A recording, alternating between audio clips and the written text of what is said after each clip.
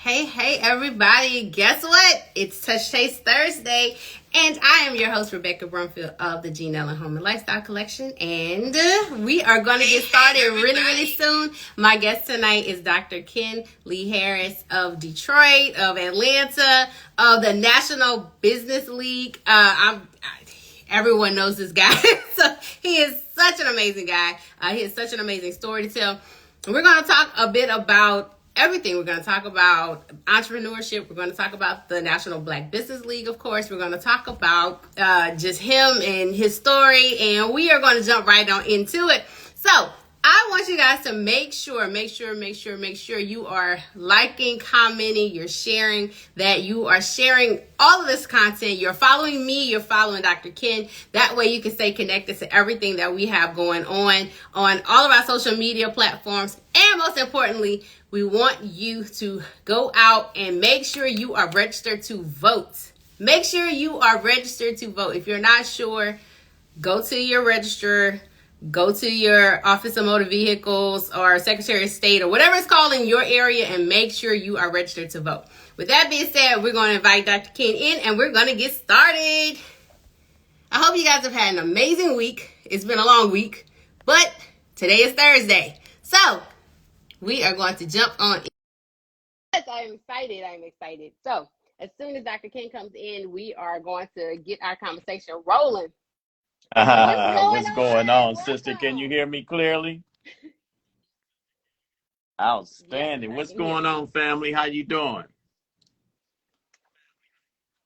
Good. I'm so How blessed. are you? I can't complain. I just landed back in Detroit from Atlanta by way of Alabama, where we had our 122-year anniversary celebration that just kicked off. Awesome. And that was for? That was for our organization, the National Business League. Yep. So, all right. We went back home to Booker T. Washington's founding university of Tuskegee. And this is where the organization got its legs in 1900. Well, let's talk about that. Let's jump right on in to the National Business League. So you said that it was the brainchild of Dr. Booker T. Washington. So let's go from there. How did it come about? No question. So the National Business League is the nation's first and oldest trade association for Black-owned businesses in the country, founded by the iconic and legendary Booker T. Washington in 1900. We have regional offices in Atlanta, Detroit, and Los Angeles, and our national headquarters in Washington, D.C. We have 120,000 Black business members nationwide, with local city chapters in all 50 states and internationally. We advocate on behalf of Black-owned businesses in a number of different ways. Our D.C. office is heavily involved with engaging the Senate, the Congress, the White House, the political apparatus of this country. And our other regional offices facilitate the other states in their city local organizations. And so we provide all types of benefits and services. From education and training to access to capital, contracting and procurement, development, etc. All of the above. One-stop shop. I am the 16th national president of the organization, and I became the national president on Juneteenth of 2017. Oh, wow. Okay. Well, congratulations on that. And so how do you join? I know you said that there were locations in all 50 states. So how do you sign up? So it's real easy. So we have 5 membership levels that you can join your local chapter. The first level is our community level, which is free to anyone who supports Black businesses, patronizes Black businesses, and promotes and wants to be engaged with local businesses in their environment. Our second level is professionals. So anyone who has a licensure or someone like yourself who's degreed up and, just the best at what they do in their chosen endeavor. We have the opportunity for them to participate as a member of the organization.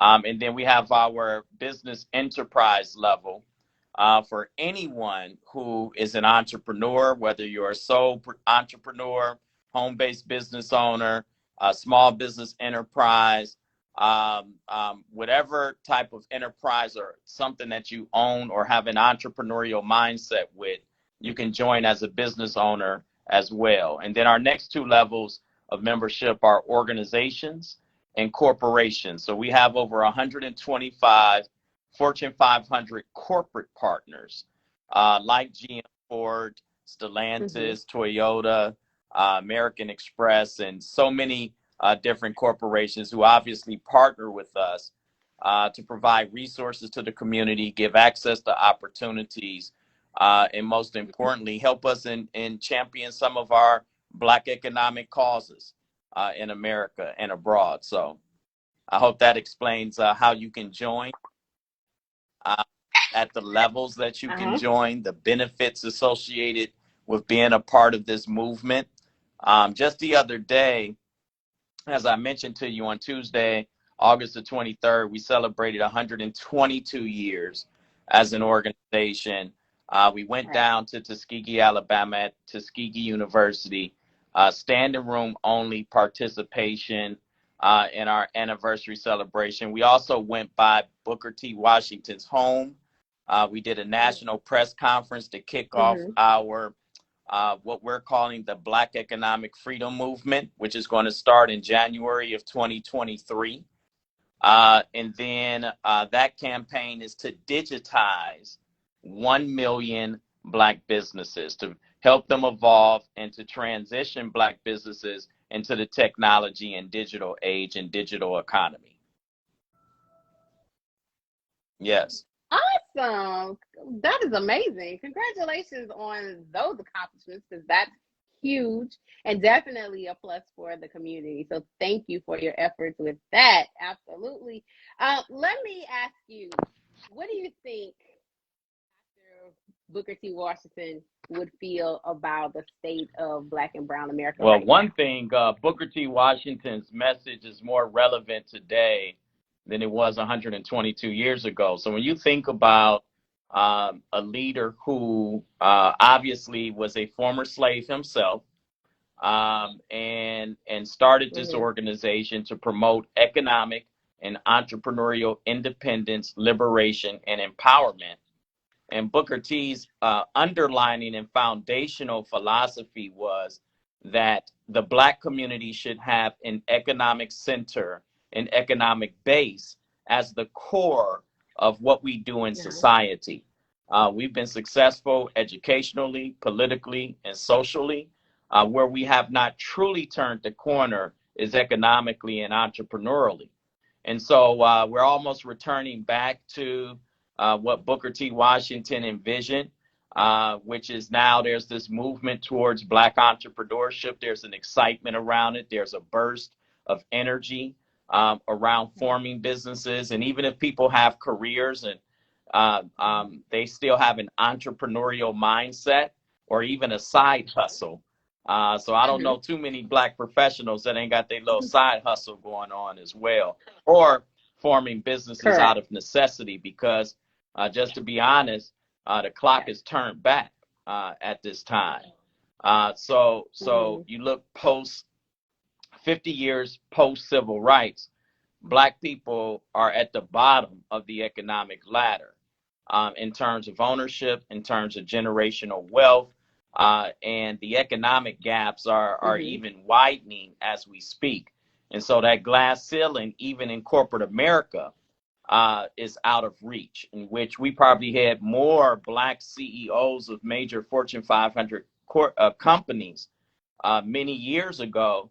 We only have 5 today, right? So when you look at the current circumstances, predicated even on top of COVID-19 and the pandemic, which had a demonstrative, severe impact on the Black community, both economically and in terms of business ownership, coupled with the unarmed murders of Black men and women that caused a Black Lives Matter movement across the globe.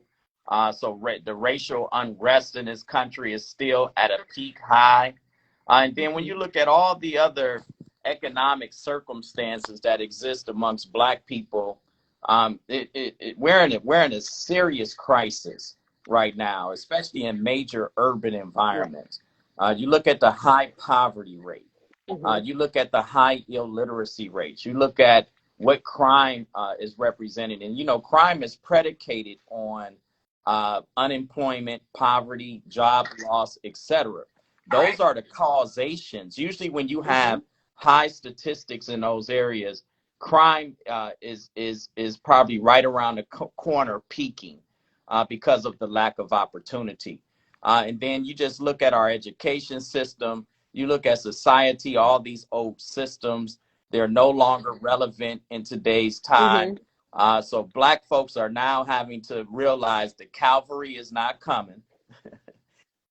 The white man on a shiny horse with a shiny sword and shield coming to save you with a bag of cash to drop off on your porch is not going to happen, right? And we have to get back to our roots, which is fending for ourselves, protecting our communities, providing for our communities, and developing the type of life skills and entrepreneurial skills that will allow for us to grow and prosper. I'm glad you mentioned about man on a horse.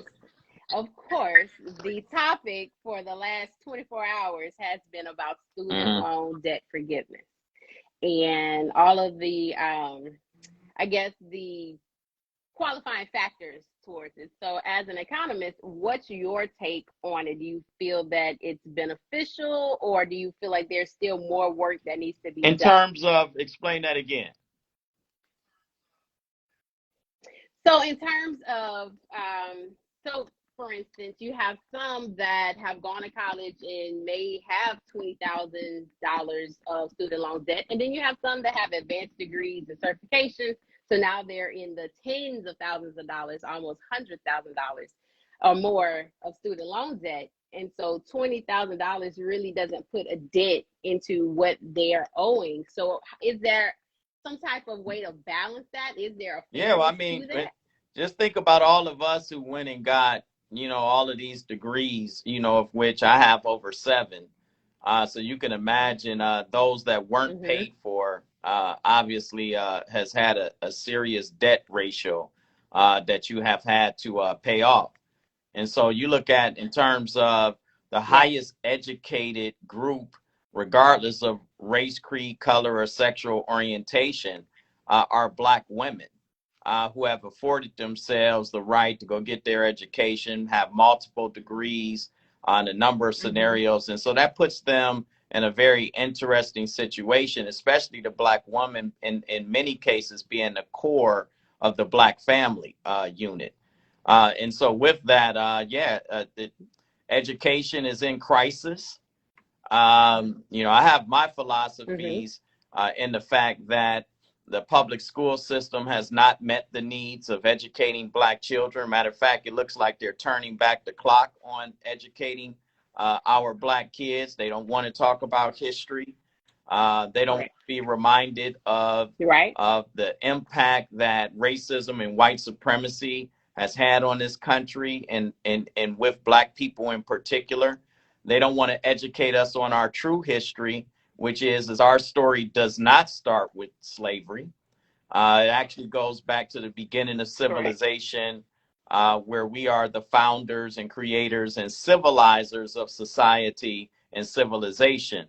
And so when we trace our roots back to ancient Kemet, which the Greeks named Egypt, and we start to go back and look on the Meta Nature, which the Europeans named the hieroglyphics, you can see what our ancestors left us, Black people who look just like me and you, in affording the right that, one, we can educate ourselves, we can provide for ourselves, and the current system, structures, and institutions just are not meeting the needs and demands of a vibrant, prosperous community in America today.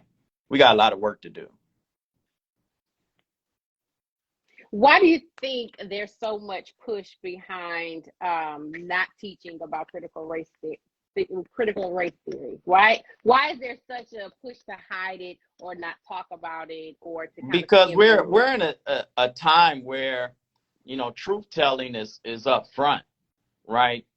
You have access to information and knowledge that you normally didn't have access to back in the day. So the younger generation is more equipped, more adept to a lot more information that was usually controlled as it was presented to the different learning fabrics of this country, such as public education and even private education. So public education was to maintain a social economic class that would go out and work and try to get a job. I think today's society is not about what our parents may have taught us in going to get a job, but learning how to create a job for yourself and your family and your community. So education is also life learning. You know, it's more than just regurgitating and memorizing something. It's also about life skill training. And in most cases, most of the folks who got undergraduate degrees aren't even using their degrees and what their passion may be, or to provide a meaningful and prosperous lifestyle for themselves, their wives, their children, and family. So it's very critical and important, the educational aspect.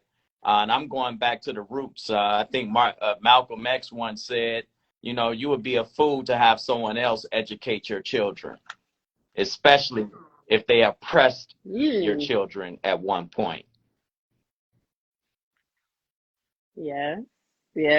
So let's put a pin right there, because I want to kind of back up a little bit and learn more about you, because you dropped a lot of knowledge in the first 15 minutes of the show. And I want people to understand, like, who Dr. Ken really is. Like, you are a real doctor. You're not honorary. You're not, you know, paper doctor. Like, you really did your work. So who is Dr. Ken? You know, I'm thankful for having the opportunity to receive some educational validity in terms of what the European educational structure provides. Hopefully my consciousness and awakenedness goes far past the traditional means of which someone else would validate as knowledge. So on that side of the fence, yes, I checked off the list. Does that make who I am? Absolutely not. Just because you have a PhD don't mean you're smart. Just because you have a PhD don't mean you're conscious and awake. Just because you have a PhD or degrees doesn't mean you're connected to your community and identify with your Blackness. And so there's a lot of folks out there that's confused on that topic, regardless of what level of education they have attained in society. But me, I'm born and raised in Detroit.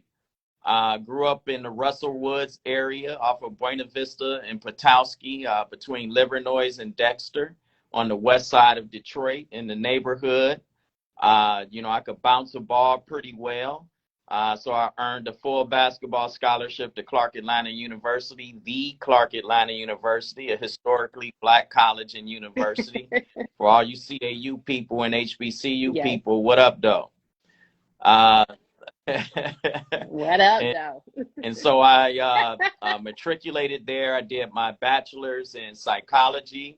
I did my first master's in counseling psych.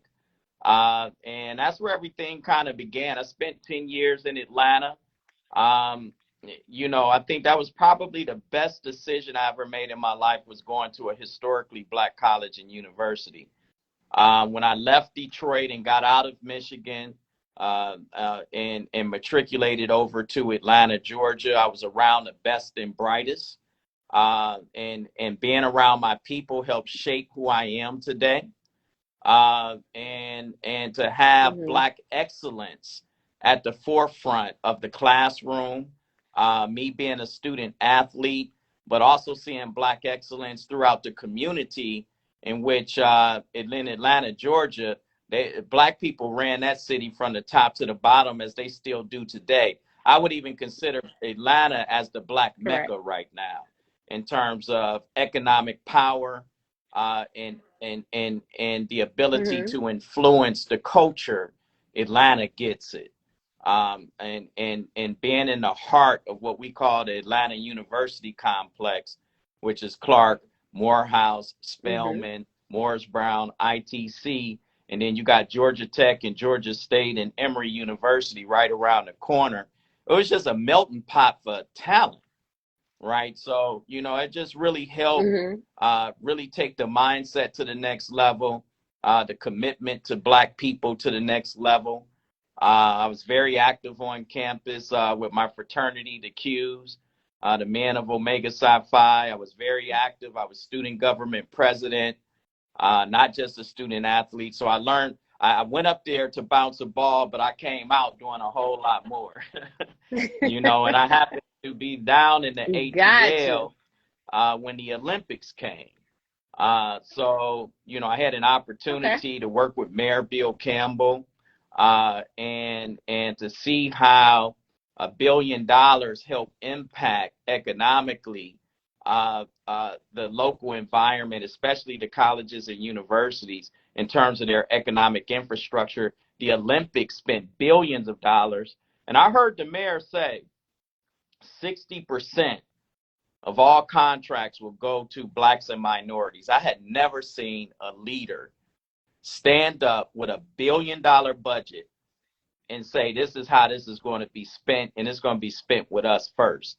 So right there, that kind of just set the bar Mm-hmm.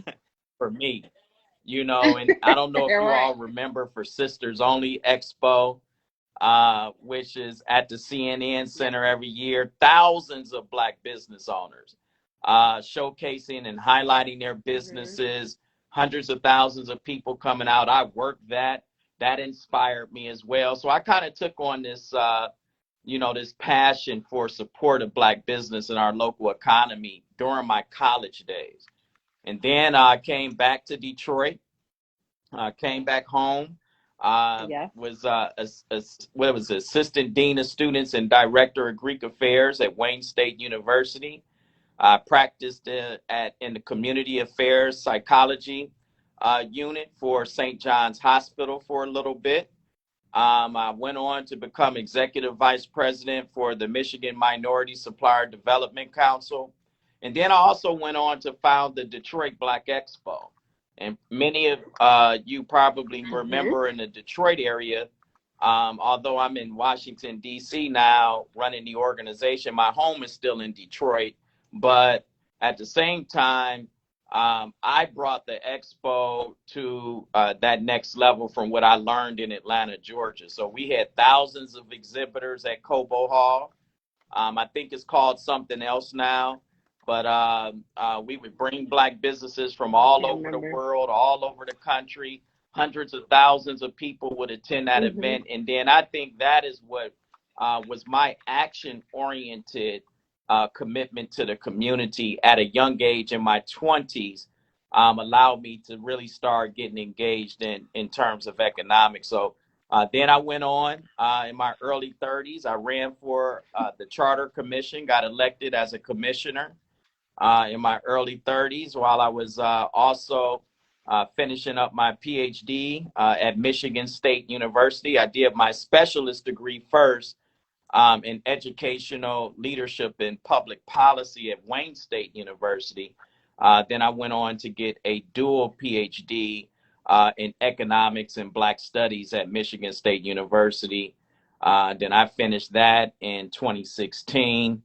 And right, it looks like from that point, once Mm-hmm. I finished that degree, my career started to shoot on a national level after I led the Michigan Black Chamber of Commerce for close to 7 years, and that became the largest Black chamber in the country under my leadership. And then I applied for the national job and became the 16th national president of this historic organization the National Business League, celebrating our 122nd year. So that's kind of who I am. I'm a proud vegan, plant-based diet. Yes. Every single day, I'm a proud yogi. I'm heavily into comedic yoga, all forms of yoga of mind, body, soul, spirit, and heart alignment and balance. I've tapped into my ancient indigenous spiritual roots where we know that all religion comes from African spirituality. So I travel to the continent on a regular basis. Our organization has chapters in Africa and throughout the Caribbean. But I make it a personal mission and vision to come back home. My retirement home is probably going to be in some country on the continent. Probably Cape Town, South Africa is number one right now. But definitely I'm building a retirement home, going back to where my ancestors began civilization. So that's me. I hope I didn't bore you. Wow. Whew, that's a lot. You are the real deal, sir. When do you have time to rest? Listen. When do you have time to rest? When do you have time to get in your yogi?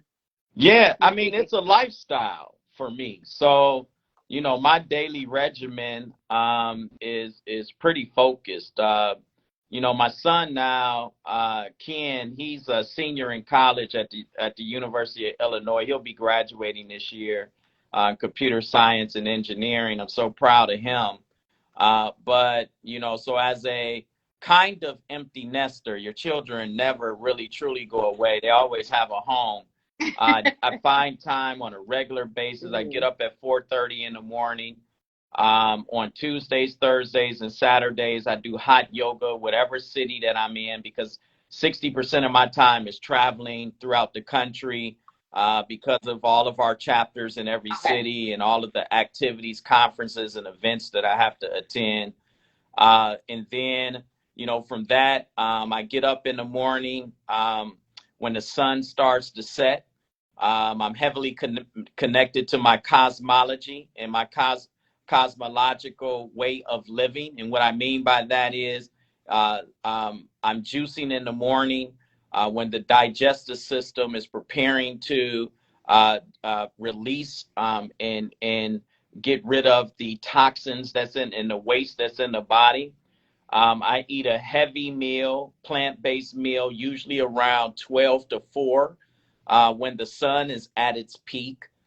Just like plants, we are just like plants. You receive the bulk of your energy when there's enhanced sunlight. And so, that's when I take my eating habits after I have purged and my body is ready to take in new energy to feed itself to last throughout the day.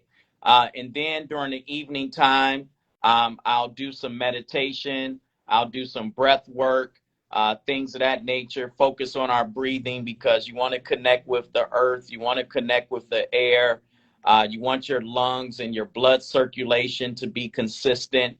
And you want to tap into other metaphysical aspects of our existence. And so, now we are, as Black people, returning back to our indigenous roots. We're getting away from all of the things that we were programmed and beat into our lifestyles and trained upon when we came here to this country, or we were already here as indigenous people, and they converted us over to the European mindset, the European way of life.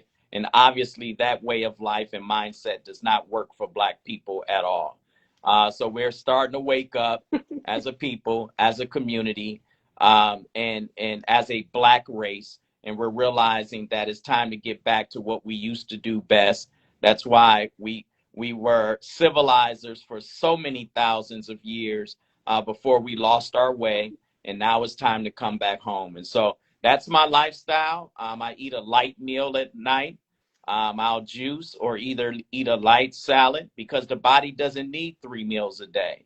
That's something that we were programmed with. We're not supposed to be meat eaters, right? We're herbivores. And You know, that our intestines are supposed to be strong, and our intestines are supposed to be small, not bloated and thick and full of toxins and things that nature, which causes all types of disease, right? And so, you know, I don't worry about COVID, stuff like that. I haven't had a cold or anything in 10 years, right? I'm also like Kyrie Oh, wow. Irving. You know, I would never put a foreign vaccine into my body. So, you know, I did not take the man-made, manufactured prescription that they forced upon everyone. I stayed away from it, and I even took care of family members who had COVID and still never caught COVID. I was actually trying to seek to get COVID so that it would run through my system, and that my system would form the natural immunities that will allow for me to resist the disease or any type of virus that may try to penetrate my body. So I've learned the science of natural organic healing, herbal healing, and everything that we need, we already have, and everything that we need to heal us is in the earth. And I'll just leave it at that, because that's a whole nother discussion that I could take everyone through. But there's a real movement anyway towards natural living, organic living. You see a lot of sisters with their natural hair now, a lot of people getting back to crystals and doing yoga and meditating, and not just for the sexiness of it, but people are really concerned about their mind, body, soul, and spiritual health. You know, and as I would say, in terms of economics and entrepreneurship, there is no wealth without health. And more importantly, let's flip it. There is no what?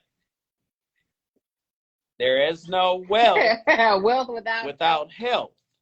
So check this out. That's right. If there's no wealth without health, then there's no health without wealth. They go simultaneously.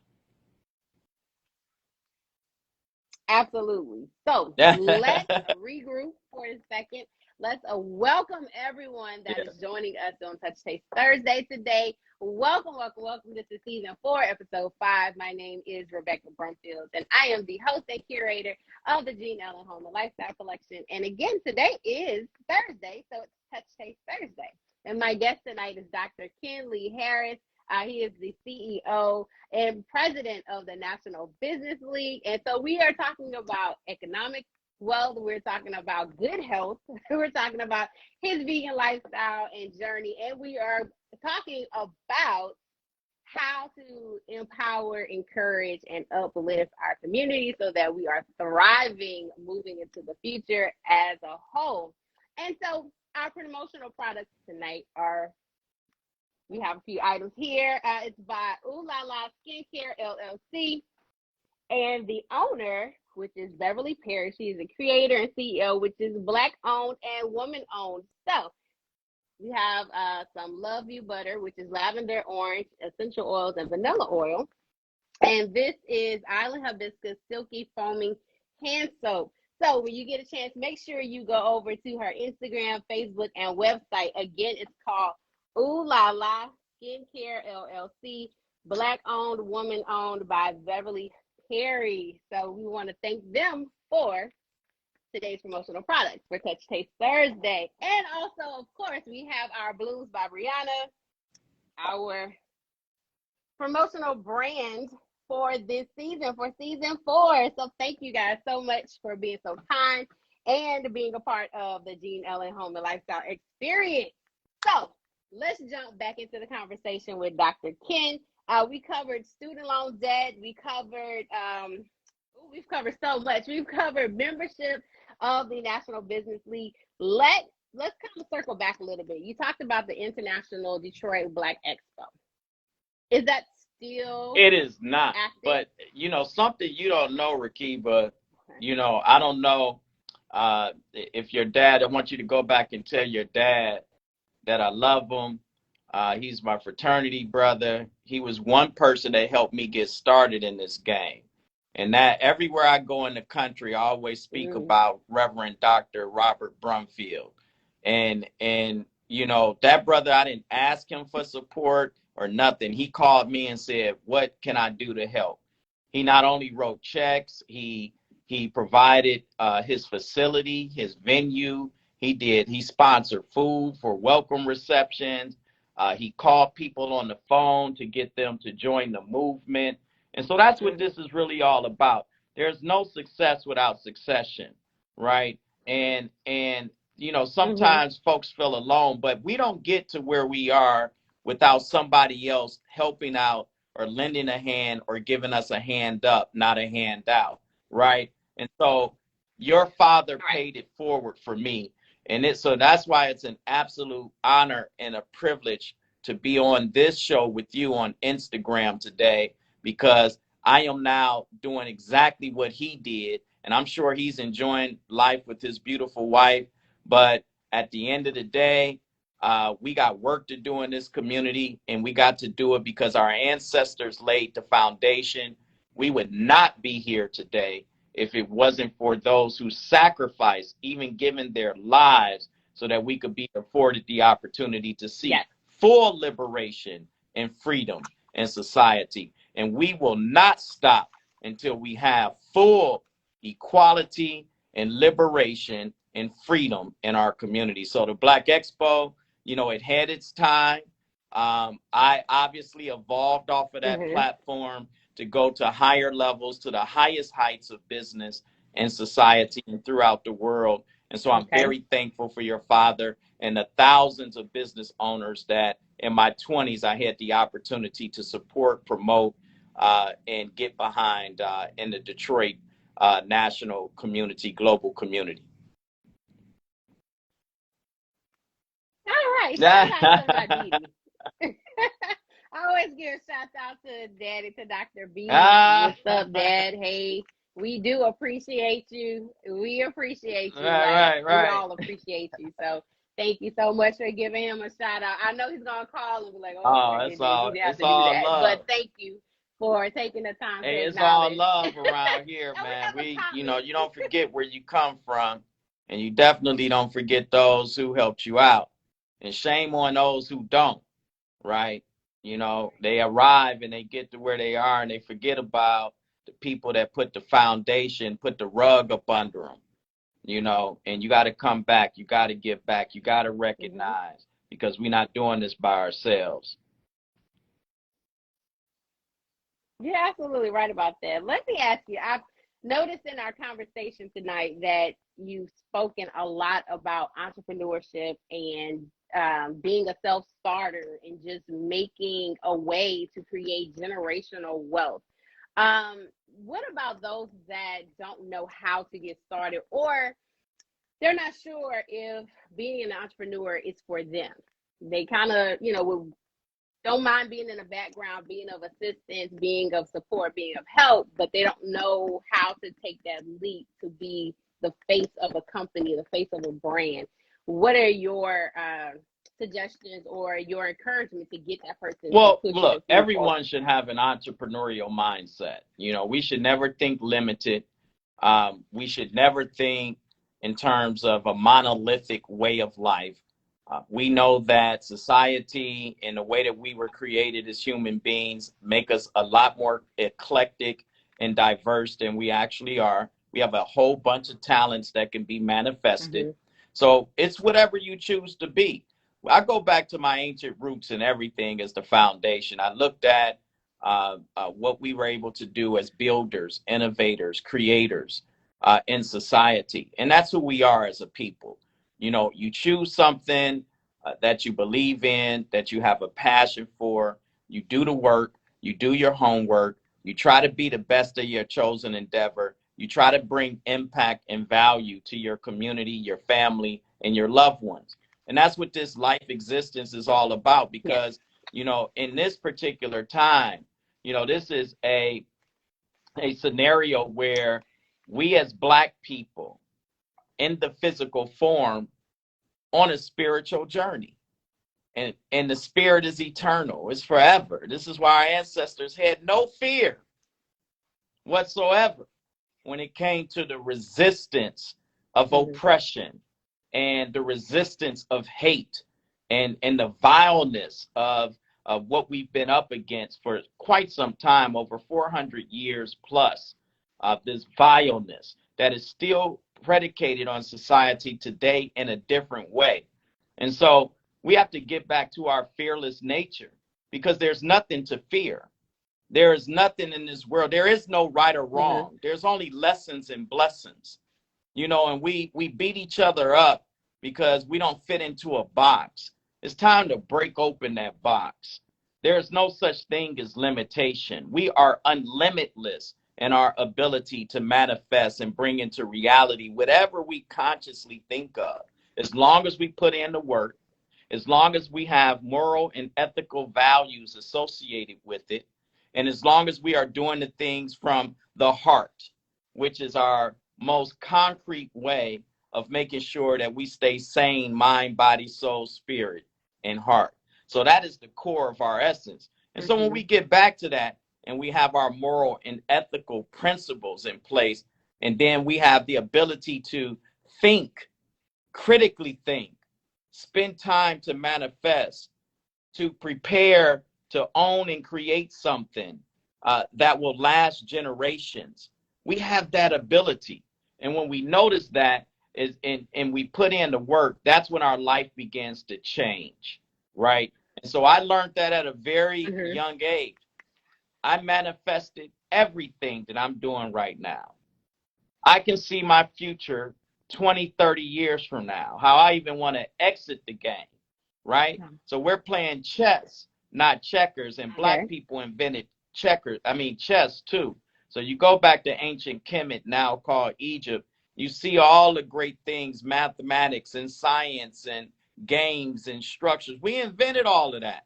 So now when I teach our young people that you are the inventors and the creators and the innovators of the world, go out and create something, build something of your own, and bring it to society so that we can move society forward. We can help society evolve. And that's what this is all about. We're in an evolutionary state.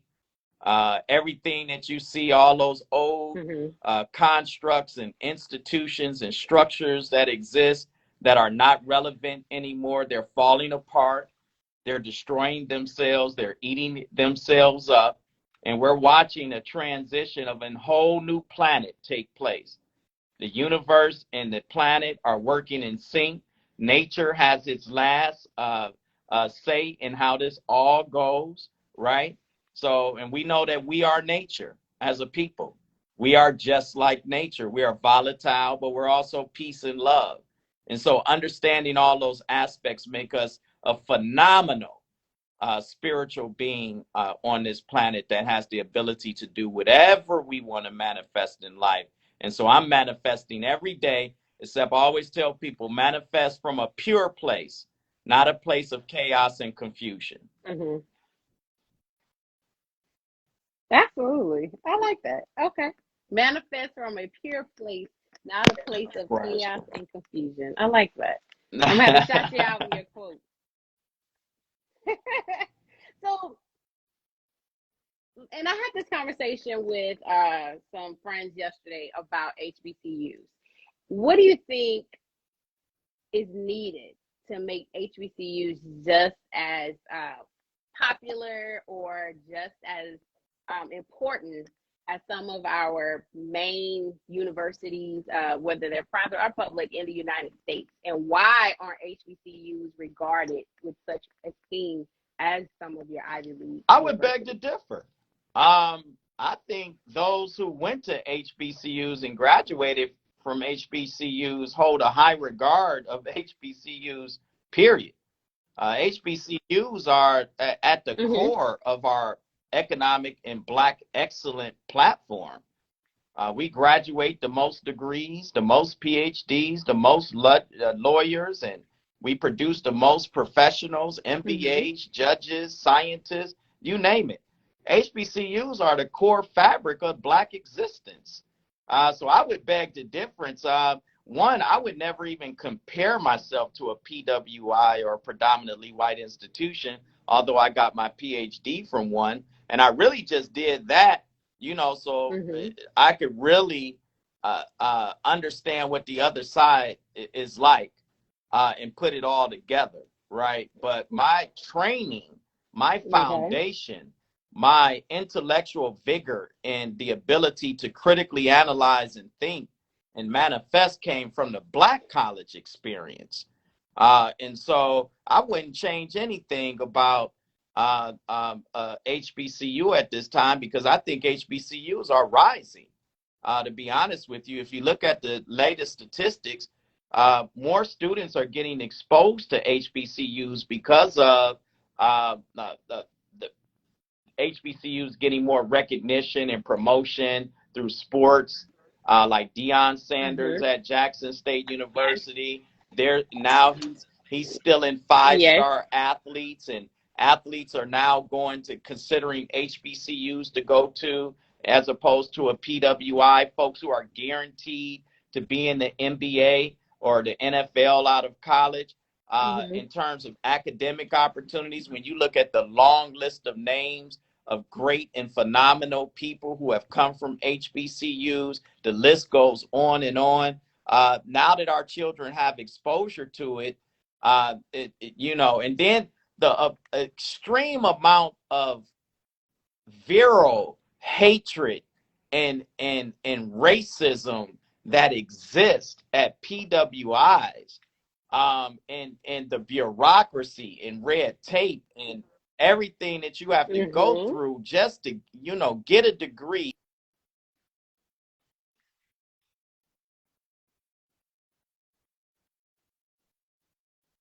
Uh-oh, your sound went out. Uh-oh, wait, your sound is out. Um, Dismiss that notion that PWIs are somehow up on the same status level of an HBCU. I would definitely say it's not even close. There we go. It's not even close. It's almost like saying, I don't mind, if people date outside the race. But if I had my preference, I'm always going to consider a Black woman, a Black queen first, because in my opinion, it's not even close. And when you go to an HBCU, you understand that. I listen. There was no other choice for me but the Oh University here in yeah. Baton Rouge, Oh Louisiana. So yeah. And therefore, that's why you do what you do right I now. am very clear. Black excellence. But you come from good stock too. Absolutely. So, yeah. Well, I did. However, but my question, I wanted you to expound the way that you did, and so I 100% agree with you. But I wanted to kind of go down that path because the conversation that we were having was about the exposure that HBCUs have now, and so everything that you mentioned about sports and academia is being pushed to the forefront. So there is a lot more push towards the HBCU educational path. And so tying that with entrepreneurship, would you, and I know that you say you have a son that's about to graduate, but would you push the next generation or maybe like younger brothers and sisters towards the college path, or would you say find what your passion is? This is where I'm at in terms of that. One, the statistics already show that Black students, once exposed to HBCUs, would rather go to an HBCU. We also know that last year was the highest enrollment of Black students in HBCUs across the country. So there's exponential growth in terms of HBCUs in attendance of the next generation. This is my belief. One, education is the key to your liberation. So whatever it is that you want to do in life, whatever particular chosen endeavor that you want to take on in life, to build a lifestyle with, and raise a family, contribute to your community, and also have a global experience during your lifetime, then you have to choose wisely, right? If you want to be an entrepreneur and not go to school, this is what I would tell my son. Either you go to school, you master something, you bring it back into your life, and you figure out what you want to do with it. Or you go create a job for yourself and you go out there and learn how to be the best at what you do. Normally, it requires some form of education, no matter how you look at it. So if you want to be an apprenticeship, a carpenter, take on a trade, you got to go to some form of certification or education or training. If you want to be someone who, a doctor, a lawyer, or whatever the case may be, and even those folks now, you know, they find themselves going, working for the hospitals, MDs, or going to the white law firms. They're all stepping out and starting their own practices now. They're starting their own law firms. Everybody is getting into entrepreneurial mode. So, you know, education is the key to our liberation. I would absolutely say go to an HBCU. I promote HBCUs. I think every young person needs the college experience. Why? Because it's not just about the academics. It's about the well-rounding of a student. It's about living on your own, away from home, away from mom and dad, carving your own way, forming your personality, and creating and manifesting the dreams that you want to have and implement and practice in the future. And that's what it's really all about. If I didn't go to an HBCU, I'll be honest, I would not be who I am today. I would have still been successful, but I would not be who I am today if it wasn't for a historically Black college and university. Let me ask this question.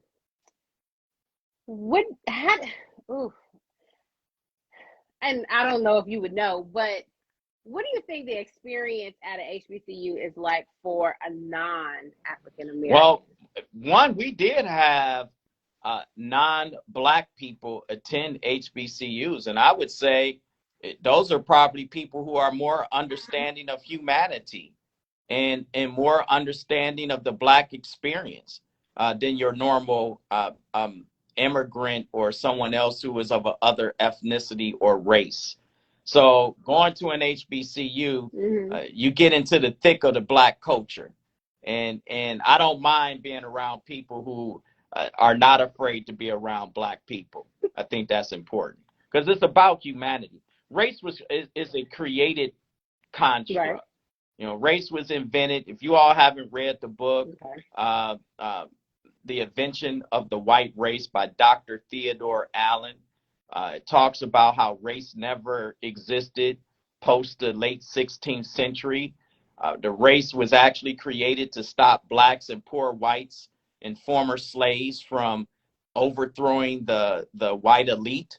And during the Bacon's Rebellion, that actually happened. So in response to that, they had to separate and create classes of people and afford folks with white skin certain privileges, even though that, you know, poor white folks are struggling too, regardless of their skin color, to make them feel they had a certain privilege over Black people. And so they put policies in place to have social economic control and distribution over free labor and cheap labor of Black and indigenous melanated people. And that's why race was created. So this is a created construct.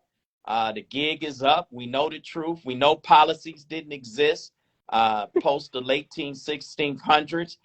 We know that even when we first came here from the continent of Africa, we had the same privileges as other white indentured servants and things of that nature. So, you know, this whole thing of that was masked with our grandparents and foreparents and ancestors, that day's over with. We have the knowledge, we have the history. You can no longer run this game on us anymore. And we coming at it straight, no chaser, you know, until we have full liberation, empowerment, and freedom. And that's what I'm spending my life towards. I know a whole lot of people around this planet doing the same thing. And we're going to return back to our Black indigenous selves. I'm unapologetically Black. And ancient Kemet, they knew that they were Black And they also knew the people who was trying to to oppress and intervene into ancient Kemet, named by the Greeks Egypt. That's not their original name, but ancient Kemet is the land of black people. They they knew that this land and all of the land, because black people populated the entire planet before any other races even existed. And so we are coming back to our own, sister, and we coming hard. We coming fearless, warrior life. And we have the education, the knowledge, the history. Our spirits are pure and intact. And I tell you, we are reuniting the black woman and the black man. There, we are not going to allow a society to separate the black family anymore. And we are coming together and we are going to rebuild this civilization the way that it should be, because those who are in charge now obviously cannot handle that task. Well, all right. And there's that. So tell us, how can they get in contact with you? How can they get in contact to join their local business leagues? Like, give all the information so that he can follow up and stay connected. No question about it. You know, we are here. You can go to www.nationalbusinessleague.org. You can follow us on Facebook, Instagram, LinkedIn, or Twitter, and get ready. We just kicked off this past Tuesday the Black Economic Freedom Movement, our campaign to digitize 1 million Black businesses in January of 2023. So we're going to be coming to a city near you. So get ready. I'll say this plain and clear. The revolution won't be televised. It will be digitized. And so we are going towards full liberation and freedom. And we're going to help our businesses transition into the new digital economy. www.nationalbusinessleague.org. Yes. Thank you. Thank you so much for joining me tonight. Oh, I appreciate you. You left a lot of nuggets. Like, definitely, you left a lot of nuggets. And so I appreciate you taking time out of your super busy schedule to join me for Touch Taste Thursday. Absolute so I appreciate honor. you. Thank you. Again, hats off to everything that you're doing, Black Queen. We appreciate you. You are beautiful, mind, body, soul, spirit, and heart. We thank you for all you do in the community to highlight Black businesses, to just be you and just give of yourself and allow people to be a part of this experience. That is what is so special about today. So I'm actually honored to be before you. Thank you for allowing me into your energy, into your vibration and frequency. I truly am honored behind it. And like I said, you come from good stock, so I expect nothing but great things from you. Well, thank you. I appreciate that. All right, everybody, that has been your Touch Taste Thursday for tonight. Thank you guys so much for tuning in.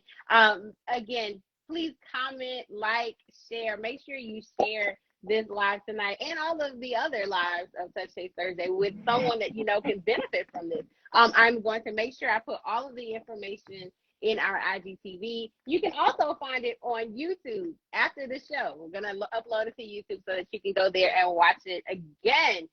Our product promotion for tonight, again, has been by Ooh La La Skincare LLC, woman-owned, Black woman-owned. Beverly Perry is the CEO and creator. Again, this is the hand soap. I have some body butters, and I have a lip balm. So it's all natural. It says made with nature, blessed by God. So make sure you go to her Instagram, her website, or her Facebook page. And of course, our motto for the Gino and Home and Lifestyle Collection is, what's for me is for me, and what ain't is for another saint.